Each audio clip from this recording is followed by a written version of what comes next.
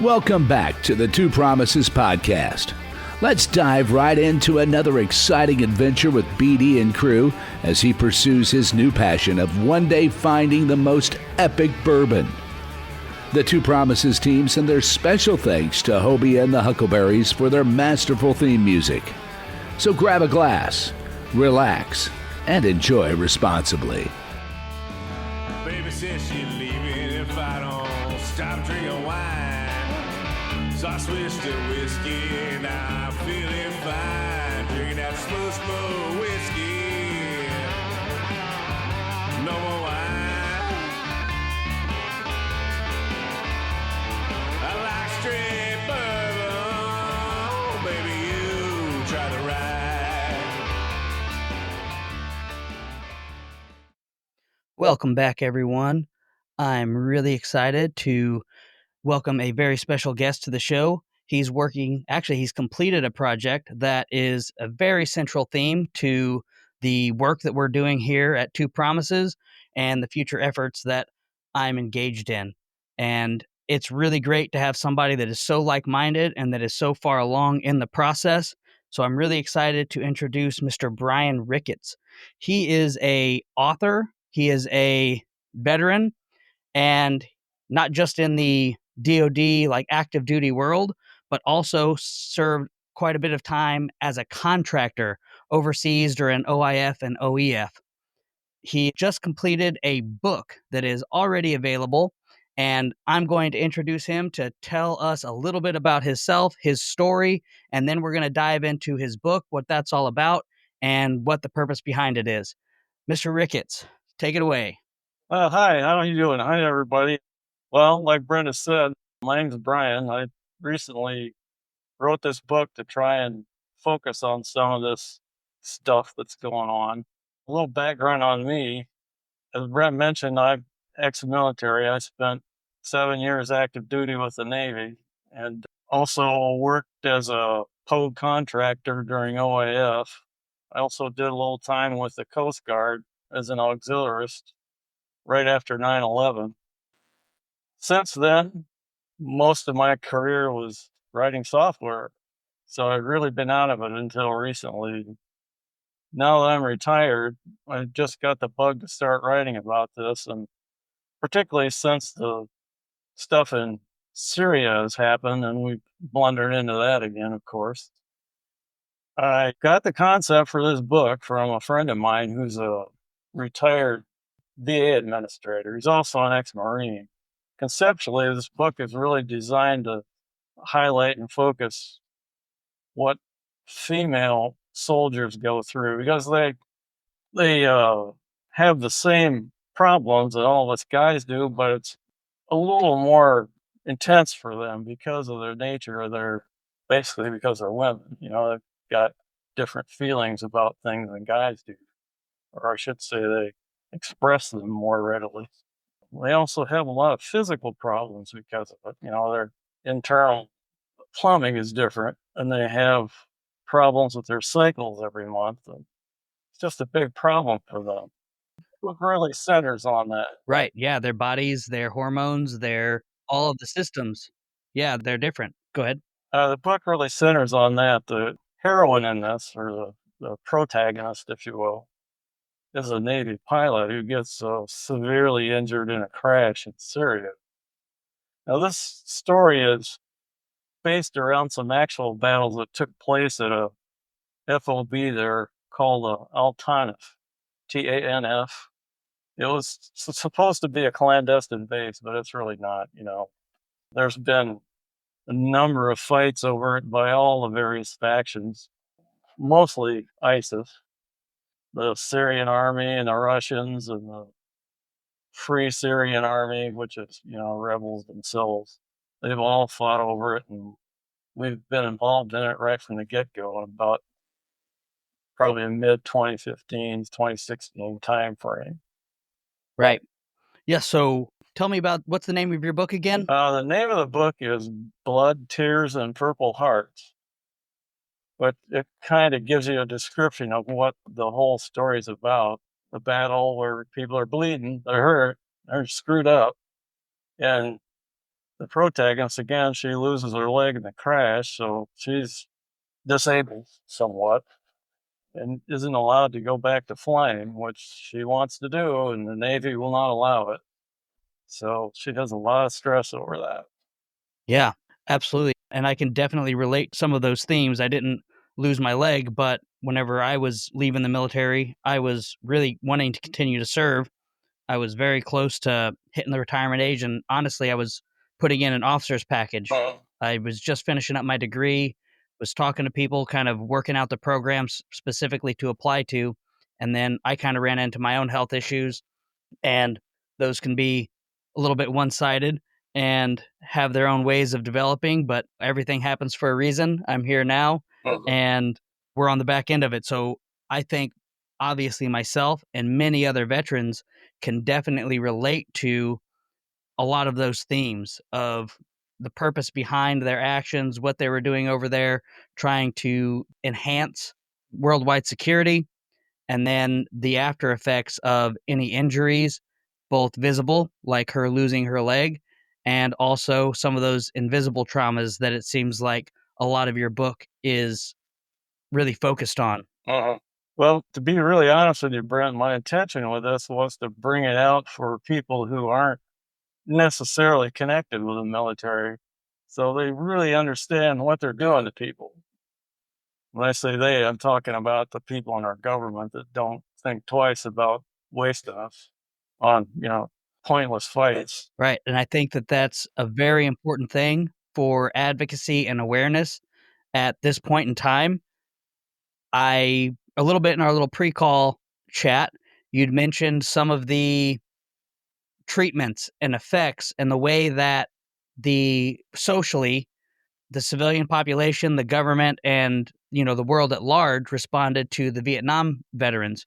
You were right around that time period, so I think that you really experienced a lot of that going on. Do you mind diving into that a little bit more for our listeners? Oh yeah, yeah. I didn't experience directly like the guys that were coming back from combat did. A lot of those guys come back, they fly into Travis Air Force Base. And at that time, of course, there were all kinds of protesters out of Berkeley. And little girls that come up there and throw dry dog shit at everybody, call them baby killers. And for me, it was a little past that, but still, when I went home, I grew up in Michigan. That's a very liberal state. So they're not really supportive of the military or veterans per se. Literally, I got cold shoulder. I mean, nobody wanted to talk about it. In fact, I had one friend who I saw him shortly after I got back, and he says, "Well, okay, you're home now. You're over your illness. So let's just go party somewhere." I'm like, "What the hell's wrong with you, man? No, we're not doing that shit anymore." And that's kind of it in a nutshell, other than the fact that civilians generally think you're a loser if you're ex-military. At least they did then. I don't know how it was for you guys, but I suspect it was pretty similar. Gotcha. So there's some serious social stigmas involved, and it could happen at various levels, various degrees. Not everyone, I think, falls into those extreme categories of throwing dog poop. But I think one of the things that you're really trying to get at is yes, we had issues back then, and I totally agree. It was an awful period of history and the treatment of veterans. In a lot of ways, we like to believe that as a society, we've matured, that we've grown, and that we have moved beyond that. But what I believe, and I think that you're saying as well, is that the base reality is that as much as we may have improved, it seems like there's just been a glossing over or a rebranding of how that treatment has been projected onto the service members themselves. Almost like it's not dog poop in the physical sense of dog poop, but sometimes the actions, inactions, and attitudes can be perceived as essentially throwing metaphorical dog poop Yeah. at the veterans returning. Yeah, that's probably a fair assessment of it, I'm sure. for me, in my generation, it was a lot more literal, but yeah, I agree. Yeah. Whenever I was working through my medical things, it was a very calculated and rehearsed process, it seemed, of finding ways to shell game my medical condition. So I went in, Yeah. I had 7 deployments at this point as a Navy SEAL medic with leadership roles. I was also a JTAC on the majority of my deployments. And I knew I was facing issues, medical issues. Sleep was a huge problem of mine. And I knew that I did have, symptoms of PTSD, but whenever you're actually experiencing it, it doesn't look like what you think it is. Your actual projections and manifestations of the symptoms are a lot different from what you think. So you talk yourself out of it. You say that you don't, Yeah. that's not you, you don't really have it. And then they really start growing and affecting other areas of your life.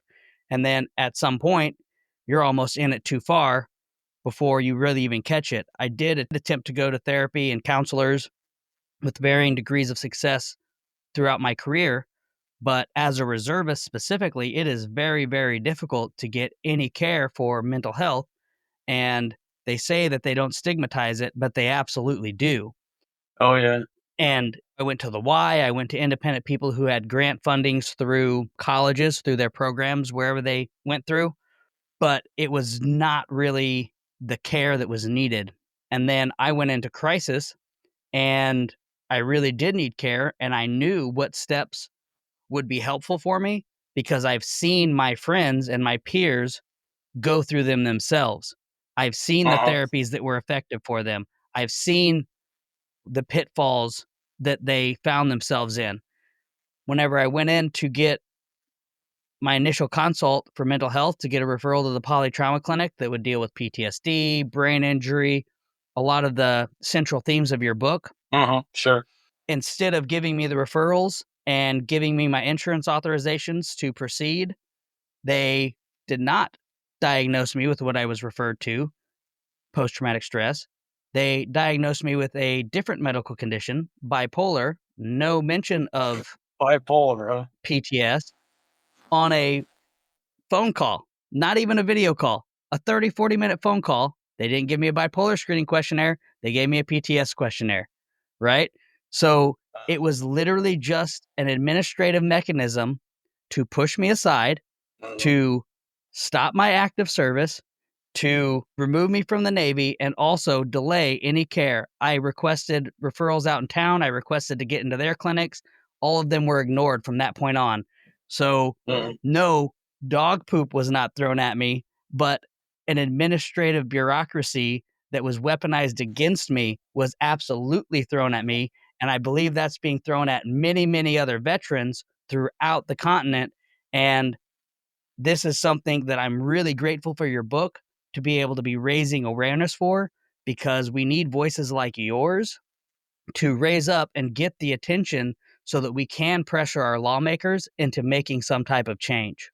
Well, I'll tell you, I really would like to see this become a movement. If it starts with my book, that's fine. And I pledge to you right now that anything that I make off of this, a portion of that is going to go to Wounded Warriors and PTSD Foundation and another women's organization called Proudly She Served.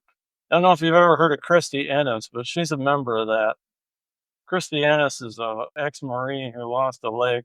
I think it was in Iraq, I forget, but she was a door gunner and she lost a leg in a crash. She's a big spokesman for women's veterans services now. So I pledge to you right now, brother, part of this money is going to go to support that. And I have a website coming out soon where I hope people are going to get to it and blog with me. And we'll try to put our heads together and come up with a way to approach this that actually addresses the needs of veterans and how we can get the government to own up to it. That is absolutely phenomenal what you're doing, the way that you're giving back and highlighting those stories of heroism from our female Marines, our female aviators, and all of these other individuals that have gone into combat, that have put their lives on the line to protect us, to protect their teammates, to protect other socioeconomic groups within countries that are being marginalized and attacked. And there's all of this talk about genocide in the media now, but it's happening. It's really has been happening. Like you mentioned, the shirt that I'm wearing is from a buddy of mine. It's actually a foundation from him, Charles Keating, and he was killed working with a lot of these marginalized Iraqis that the Christian side, you know what I'm saying, that were fighting against the ISIS terrorists that were destroying history, destroying culture, killing a lot of innocent people. Well, I don't know if you've looked at it yet, but in chapter 3 in the book, I try to address their mindset, how they feel about it. But the reality for them is a lot of them are carrying guilt about it too. They don't really want to do this, but their religion calls for them to do this, and they're getting paid to do it, so they got to do it. At least that's how they feel about it from my perspective. But towards the end of that chapter, the head of this cell, this group of ISIS, he comes to realize that his hallucinations are because of his guilt, not because of some desert genie. Well, that's what he imagines. I don't know if you know a lot about Islam, but the jinn are a big part of that. They believe in that fervently.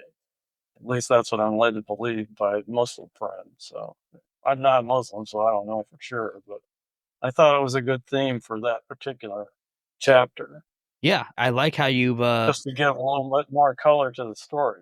right, delved into the psychological things that are affecting the people on the other side of the ideological spectrum.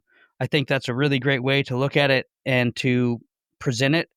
I know I read a book. It was basically about a double agent who went into a extreme Muslim Islamic training pipeline and camp to Sure. in turn be an operative. If it comes to me, I'll share it with you, but it was a very interesting take on that whole world and the pressures that young people in the Middle East face, recruiting efforts, etc. Then, of course, from their financial spectrum and stuff like that. So it's really cool to see that you've incorporated some of those elements into your novel. Well, I figured somebody ought to at least try to bring it up that way, and it might as well be me. So I don't know. I guess we'll see where that goes. But hopefully they don't put out a fatwa on me and try to kill me. Right.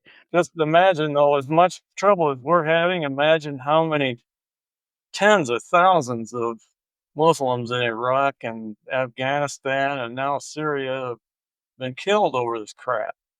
For nothing. It's for nothing. Right. Nobody wins. Right.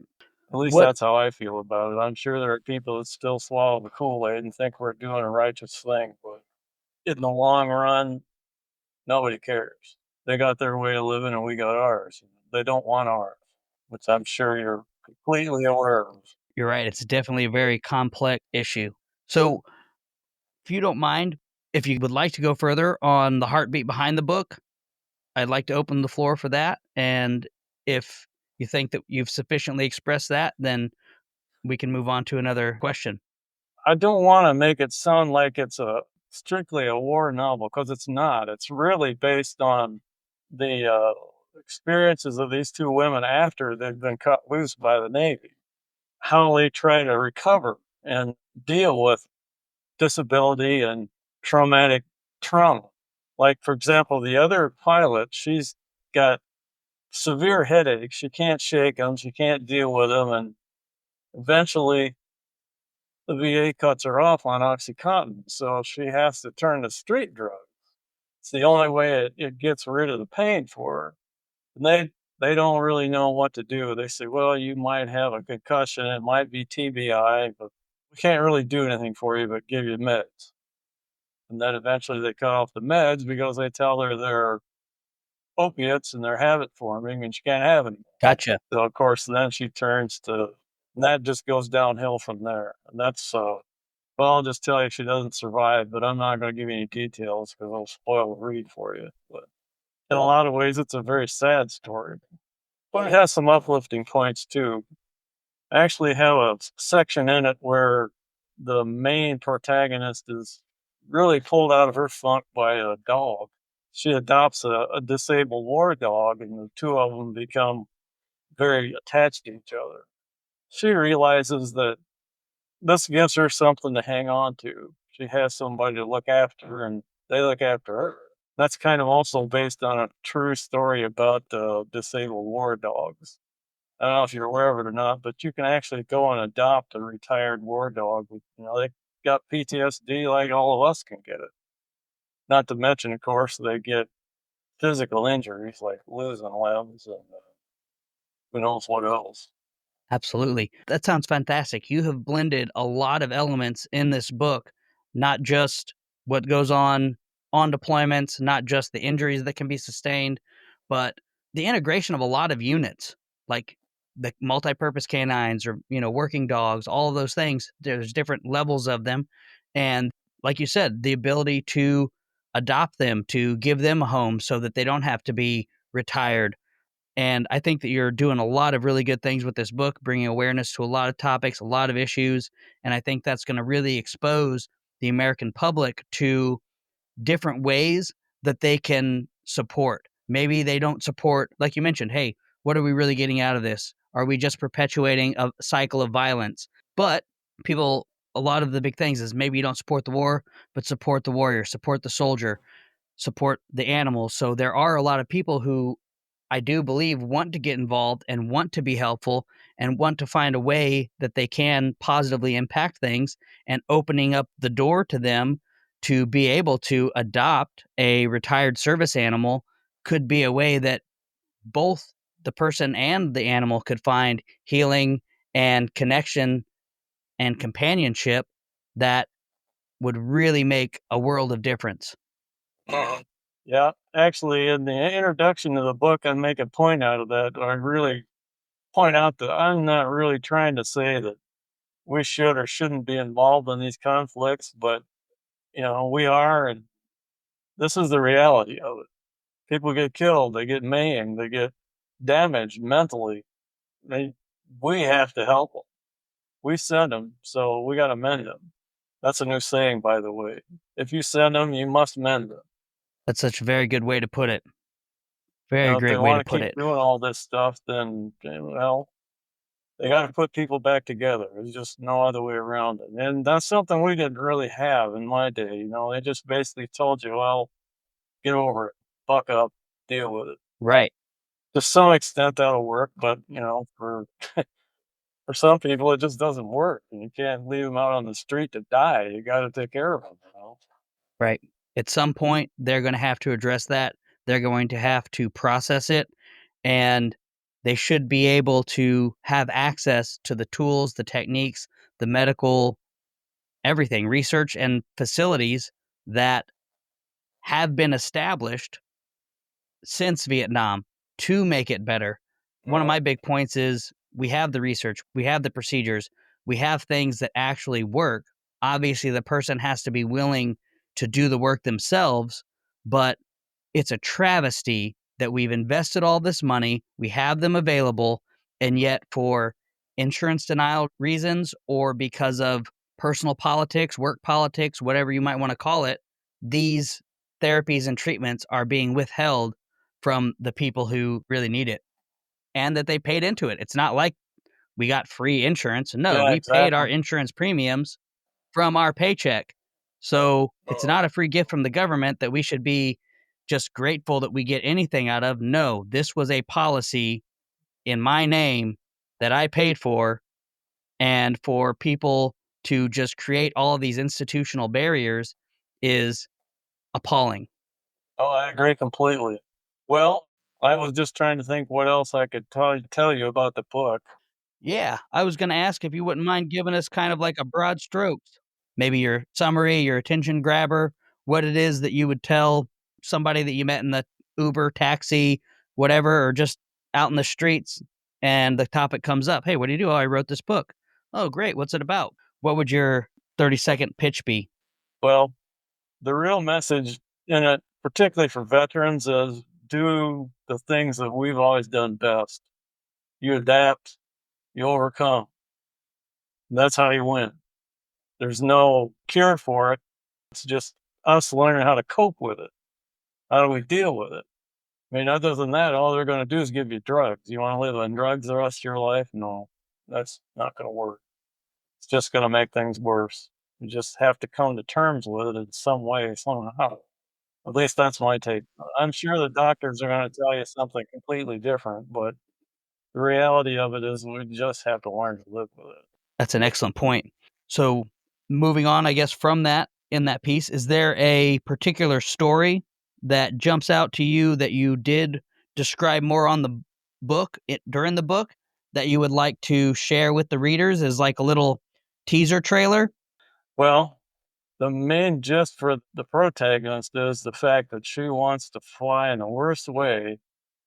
Her whole life has been centered around this. She spent a number of years training herself, going to college on her own, starving because she basically bootstrapped it all right up from nothing. She came from a broken home. She went through the foster system for kids with no parents. I mean, that's enough right there to traumatize anybody. But the woman's strong enough, she overcame that and she went to college, went in the military, and she's very successful. And then this happens. So later in the book, there's a point at which she reaches rock bottom when she's really ready to kill herself. That's when the dog enters the scene. And you get, at least I'm trying to point out that things are going to come at you out of left field that are going to help. In this case, it's a dog. And the simple things are the things that are going to save your life. It's not going to be some VA doctor. And that's kind of the gist of it, is going from despair and disability to creating your own form of recovery. I mean, we all go through that. Absolutely. If you experience this at all, you go through it. If you're going to recover, you're going to go through it. Right. Now, I don't want to paint myself as a combat veteran because I'm not, but I had a lot of stuff happen in the Navy that I never thought would give me PTSD. Plus, I had a really traumatic childhood. So, in studying things for this book, I realized that I had a lot of those symptoms myself, even at my age, although a lot of it's faded over the years, but it's still there. Absolutely. And that's another thing that I wanted to kind of ask you about and get into you with is one, I want to say thank you for what you did. Thank you for having the courage to stand up past your childhood experiences, military experiences, and have a voice to do something about it. I just read a book recently by another SEAL, Mike Day, and he describes the childhood and upbringing that he and his half brother went through as well. And that is a very important social commentary piece that I think needs to be addressed. And that is the incidence of abuse, child abuse in our communities, in the civilian world. And one offshoot that I hope that the efforts of people like you and myself can do is what I've been describing as the spillover effect. A lot of times, we've got these government programs through the VA. The VA is one of the only places that has on their forms for cause of death to be suicide. Most other places do not have that specifically. So that's why there is actual data on veteran suicides, how much, how often, prevalence, etc. While in the civilian world, you don't have quite the metrics to measure what's going on in the population.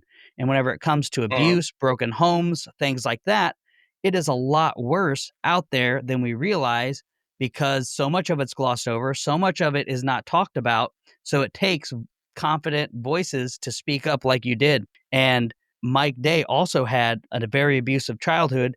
And like you said, we do have to find our ways to get through it. We have to find our ways to pull ourselves out, to fight forward.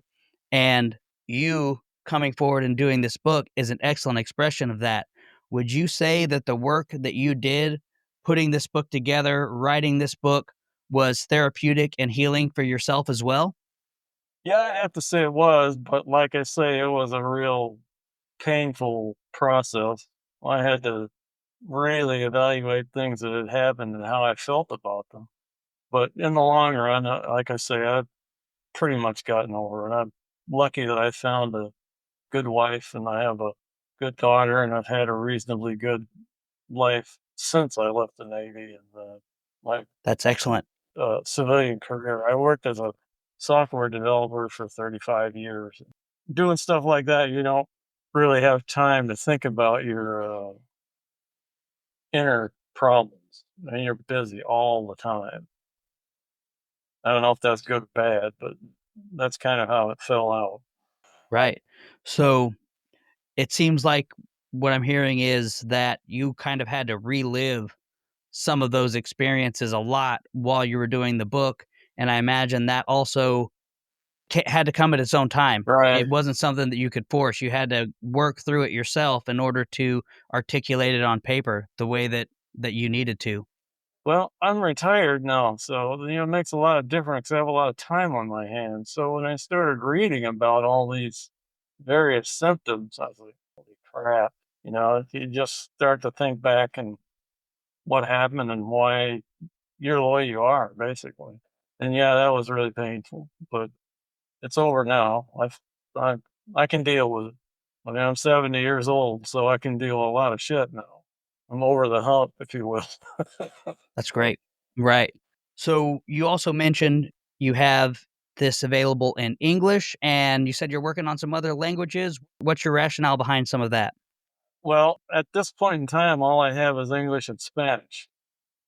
I did that because we have a big population of Spanish speakers. A lot of them, of course, they don't like to use English as their primary language. So, and a lot of veterans are like that too. They come from big Spanish families. Spanish is basically the second most spoken language in the world. So, it gives a broader reach for the book in any case. And you have to realize too that it's not just American soldiers that have these problems. It's literally from everywhere. Absolutely. That includes Spanish-speaking soldiers in other countries. Mhm. So maybe it'll help them too. I don't know. I hope so. Yeah.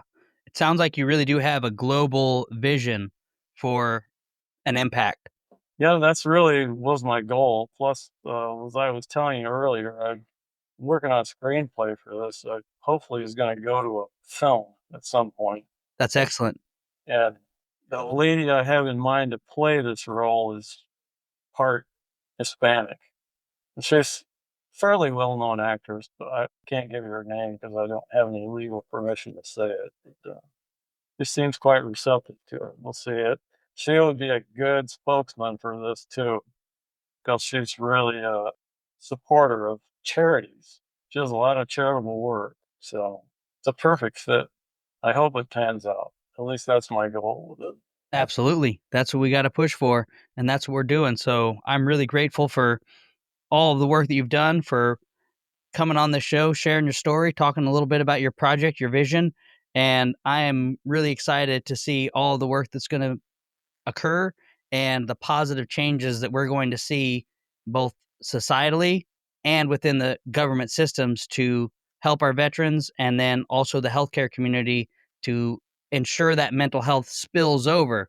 That's kind of where I was going with that was Mhm. if we can focus on a population where we already have the infrastructure engaged in, they've already been trained and indoctrinated, if you will, to work as a team, to leave no person behind, then the hope is that these therapies, processes, ways to get access within the system or improvements of the system will then spill over into the civilian side and it will enrich our communities. It will get people within the community access to the health care that they need, addiction, recovery, abuse, whatever it is that they're working through trying to recover from, that they can take these processes, procedures, and they will filter over into the daily lives of each individual in our community, and that will make our community stronger, our families stronger, our economy stronger. Everything will be just built up in a much more edifying way through, and it can be done through this system, through this pipeline. Mhm. Yeah, I agree totally. On the other hand, though, we kind of have to think about the fact that we as veterans are going to have to do this ourselves. I mean, we may have to put together a support network of our own, Right. at least in the interim, until we can get support from the powers that be, if that ever happens. I'm more hopeful now than I ever have been, particularly with people in your age group now that are starting to take the reins of power. We got a totally different mindset, and we got 25 years of war behind us now. So there's a lot of people that are involved in it that wouldn't ordinarily have been. That's going to be a That's big right. factor. At least that's how I feel about it. Absolutely. But, just take a look at some of the people that are in the current administration now. You got Hegseth. He's an ex-Army lieutenant colonel. He's the Secretary of Defense. Well, we've also got Lieutenant Colonel Gabbard, who's the DNI now. I mean, there's a whole slew of them that are ex-military. They're going to be good for us, in my opinion. They'll be really good for us. But we'll see. I could be completely wrong, but hopefully I'm not. Yeah. Hopefully that we've got some good reasons to be optimistic, that our optimism is brought to a positive solution, that it's not just political smoke and mirrors. I think we've been burned by that so many times in the past that it is hard for us to trust and believe, but I really do. I want there to be hope for the future. I want there to be positive things to look forward to. And like you said, a generational movement to where we can change things and make things better, not just for us in the short term, but for generations to follow. Mhm. Absolutely. Absolutely. Well, thank you again so much for coming on the show. I'm excited to get through the rest of your book. Like I said, I just got it recently, and we booked this call really quick, which was awesome. So I'm excited to, one, have you read the book and see all of the things that you do. Any way that we can support you moving forward, we're super excited to do. And I want to turn it over to you for the last word. Anything else you want to share, send it. Only thing I really have to add is, ladies and gents, just help me out and buy this book. That's the only way I'm going to be able to help other veterans. I pledge to you that a portion of anything I make on this is going to go to support veterans' services. And that's all I've got to say, man. Awesome. Thank you so much. Where can we find you? Where can we find your book? Where do we get in touch with you? Well, I've had a girl working on a website. It'll be up shortly. It's bjricketts.com. And you can also reach me via email at bjricketts.att.net. Or I'm on Facebook most of the time under my own name and under BJ Ricketts, which is going to be my author profile. Still setting that up, so it's not quite complete yet. But Awesome. I'm there. I'm also on several other platforms. I'm on TikTok and Instagram and a couple of others, but all the majors. I'm on X. Fantastic. So just look for me by name. I'll be there. Awesome. Thank you so very much. Really appreciate you having you on the show, taking the time to be with us and sharing your past, your future, and the vision that you have. Thank you so much. All right. Well, thank you, Brent. I appreciate you having me on. Thank you for joining us today on this curious roller coaster of life. If this is your stop, please exit peacefully. Enjoy the rest of your day. If you're ready for another one, just push play. Just a final note before you go, thank you, and thank you for feeling. The distillation and aging process is different for everyone. I'm not quite sure what you're ready for. Sip slowly and enjoy responsibly. Baby says she's leaving if I don't stop drinking wine. So I switched to whiskey and I'm feeling fine. Drinking that smooth, smooth